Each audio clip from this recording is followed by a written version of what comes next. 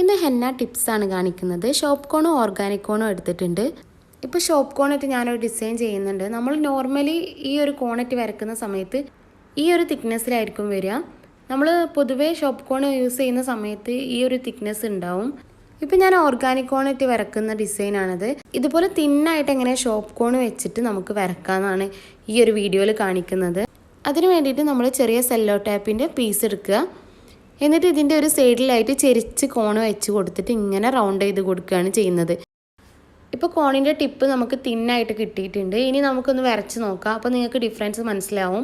ചിലരൊക്കെ പറയുന്നത് കേട്ടിട്ടുണ്ട് ഓർഗാനിക് കോൺ കിട്ടാറില്ല, ഷോപ്പ് കോണാണ് അധികം യൂസ് ചെയ്യാറ്, അപ്പോൾ ഇത് തിക്നെസ് ആയതുകൊണ്ടുള്ള പ്രോബ്ലംസ് അധികം ആൾക്കാരും പറയാറുണ്ട്. അപ്പോൾ അവർക്ക് ഈ വീഡിയോ യൂസ്ഫുൾ ആവും. ഇപ്പോൾ ഞാൻ മുകളിൽ ചെയ്തിട്ടുള്ളത് ഓർഗാനിക് കോൺ വെച്ചിട്ടുള്ള ഡിസൈനാണ്, താഴെ ഷോപ്പ് കോൺ വെച്ചിട്ടാണ്.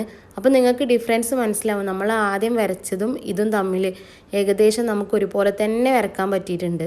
അപ്പോൾ വീഡിയോ യൂസ്ഫുൾ ആവുകയാണെങ്കിൽ കമൻറ്റ് ചെയ്യാം കേട്ടോ.